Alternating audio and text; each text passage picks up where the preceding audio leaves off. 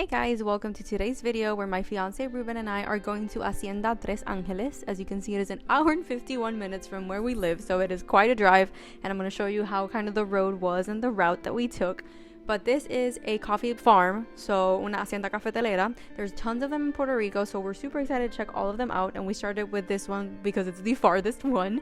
And I've never been to Adjuntas before, so I was very excited. We're going to pass a couple of cool towns. As you saw, we passed Atillo, we also passed Lares. So it's honestly quite a fun drive. It did not feel like 2 hours.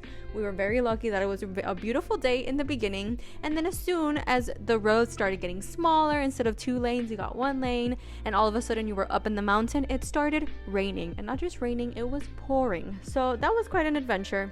I definitely recommend coming with either hiking boots or some sneakers that you don't mind getting wet, because you do walk around the area and the lands for the coffee farm, but just get ready because for us it rained a lot and it was freezing. It was like 70 something, which I know for a lot of you guys maybe you are used to the cold, but we are not. And you're up in the mountains and it was raining. I was freezing. I went with a skirt and I definitely regret it, so maybe take a jacket as well.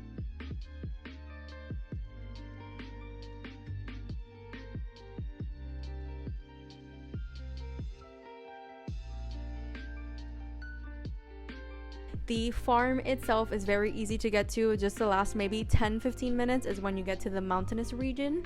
And once you arrive, there's a very cute little gift shop in there. We waited maybe 10-15 minutes for our tour to start.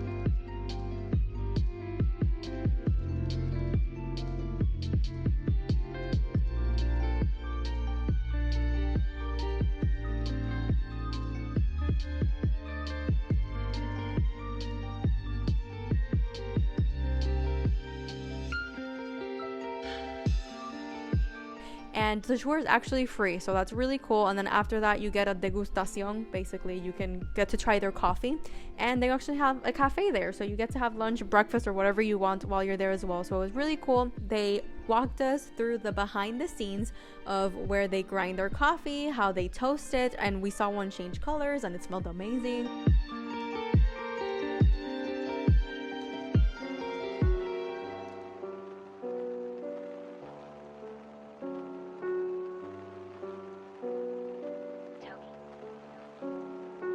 We even got to walk around the grounds, and we were able to take some of the little coffee beans home in case we wanted to plant our own coffee tree. But right now we live in an apartment, so that is impossible.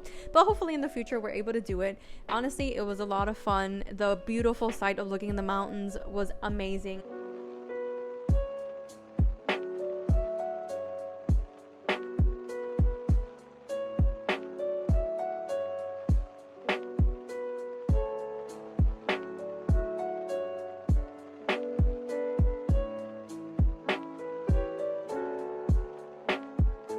And to enjoy the coffee there, it was so peaceful. So it was a lot of fun. I definitely recommend you guys to try it. Like I said, it is free at the moment. I'm not sure if they start charging afterwards, but the tour honestly was about 15 plus people with us, so it's kind of busy. After the coffee farm, I decided to show Rubén a little bit about Puerto Rico's history. Obviously, this is something that I've known since I was a little kid because they've taught us, but he just moved here a year ago and didn't have too much connection to Puerto Rico other than me. So I decided to take him over to the Indigenous Ceremonial Center de Caguana. So Centro, Ceremonial, Indígena de Caguana is really cool. It was only about 15 minutes if I'm not wrong. It was about 15 minutes from the actual coffee farm. It was up in the mountains, so it was pretty easy to get to. When we went, the actual center, so where you can see the artifacts and learn a little bit more about the indigenous that were here in Puerto Rico, was closed. So unfortunately we weren't able to see that part. We were still able to walk around the ground, so I'll show you a little bit about that. But if you're interested in checking it out, I definitely recommend checking the website to see what dates they are open. But a little fun fact, this is actually discovered in the early 20th century. The national park is among the most important archaeological sites in the Caribbean, and the indigenous park consists of 10 batalles, and that are surrounded by a variety of stones with petroglyphs. So it was super cool walking around. Ruben actually enjoyed it a lot. There was a lot of people there. I think you can even have birthday parties and stuff. So definitely recommend checking this out as well. Anything historical is always a lot of fun for us. So this was a lot of fun.